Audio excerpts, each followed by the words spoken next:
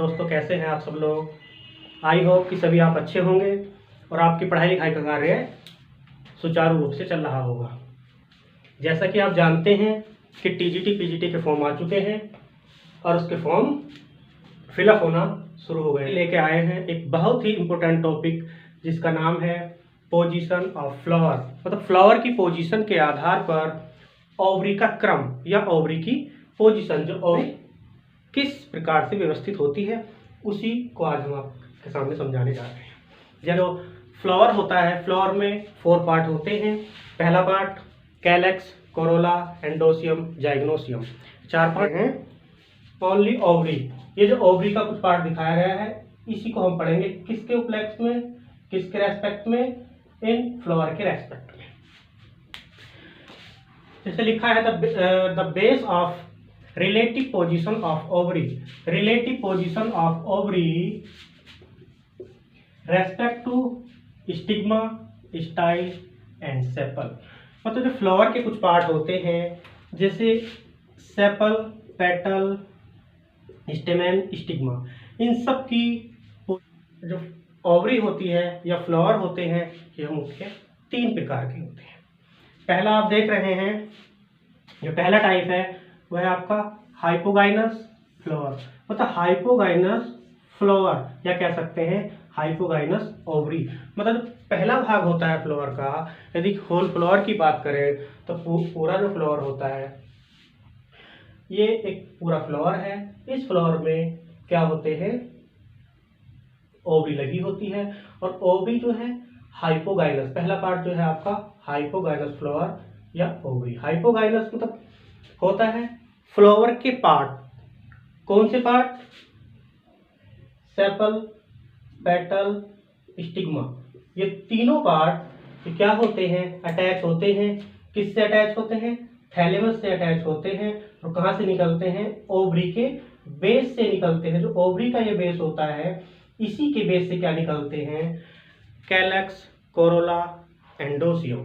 ठीक, कैलेक्स की यूनिट क्या होती है? सेपल होती है। कोरोला की यूनिट पेटल होती है और एंथर की यूनिट स्टेमेन होती है। इन तीनों चीजों को ध्यान में रखते हुए, क्योंकि ये तीनों चीज सेपल, पेटल, स्टेमेन ओवरी के बेस से निकले हुए हैं, इसलिए इसको क्या कहा जाता है? हाइपोगाइनस फ्लावर या हाइपोगाइनस ओवरी कहा जाता है। हाइपो मतलब होता है नीचे, ओवरी के नीचे से जो पार्ट निकलते हैं उसी को कहते हैं हाइपोगाइनस फ्लावर या हाइपोगाइनस ओवरी। मेन चीज, मेन क्वेश्चन जो है, क्वेश्चन पूछा जाता है आपका कि ये तो सब जानते हैं कि ओवरी के बेस से निकलते हैं, पर टीजीटी और पीजीटी के में जो क्वेश्चन पूछा जाता है वो पूछा जाता है उसकी फैमिली से। ये कुछ फैमिली दी गई हैं, इन फैमिली से क्वेश्चन पूछेगा कि किस फैमिली में दे देगा कि हाइपोगाइनस फ्लावर या ओवरी पाई जाती है। यदि आप ये फैमिली जानते हैं, इनके कुछ फैमिली में आने वाले जो मेंबर हैं या पौधे हैं उनको आप जानते हैं, तो आप बता सकते हैं कि हाइपोगाइनस ओवरी किस में पाई जाती है। यदि हाइपोगाइनस फ्लावर होगा उसमें हाइपोगाइनस ओवरी होगी, और हाइपोगाइनस ओवरी जो होगी, इस प्रकार की ओवरी को क्या कहते हैं? सुपीरियर ओवरी के नाम से जानते हैं, सुपीरियर ओवरी। ठीक, तो इसमें पहला दिया है, जो फैमिली का नाम है ग्रेमिनी, या ग्रेमिनी का दूसरा नाम है पोएसी। ठीक, दूसरा नाम है क्रूसीफेरी, तीसरा नाम है मालवेसी, सोलोनेसी, लेग्यूमिनेसी, पाल्मी और लेमी। ये आपके 6th 7th कुछ नेम दिए गए हैं।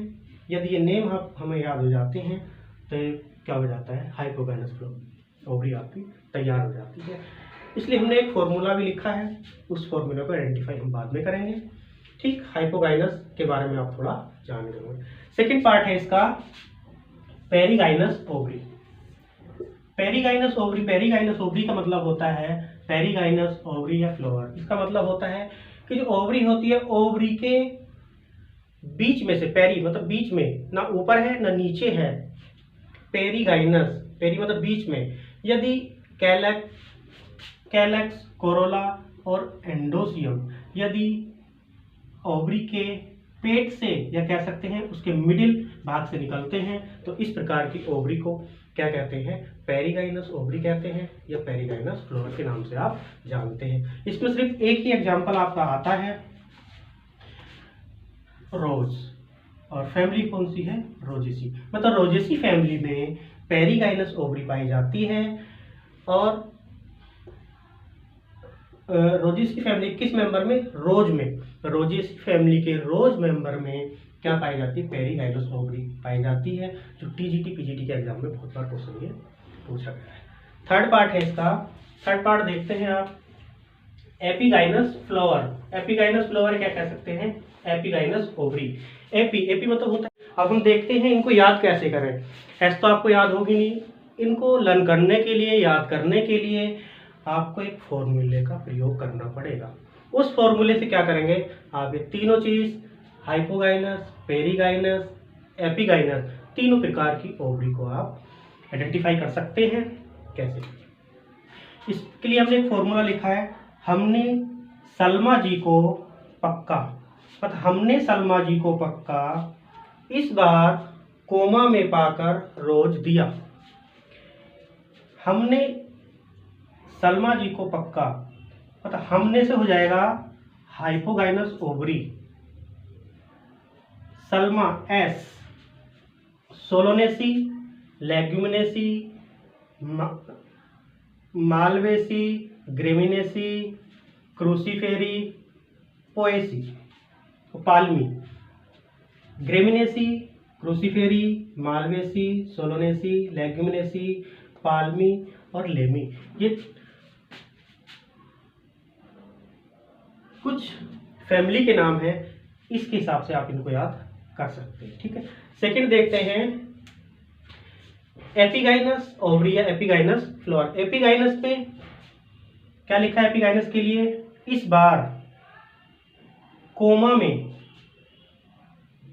इस बार कोमा में, इस बार से हो जाएगा आपका एपिगाइनस ओवरी, सी से कुकरबिटेसी, कंपोजिटी, एम से मोजेसी और एस हो जाएगा आपका एपीएसी, या कह सकते हैं आप इसको एम्बलीफेरी के नाम से जानते हैं। कंपोजिटी को एस्ट्रेसी के नाम से जानते हैं। इस प्रकार से ये आपके चार नाम भी याद कर सकते हैं।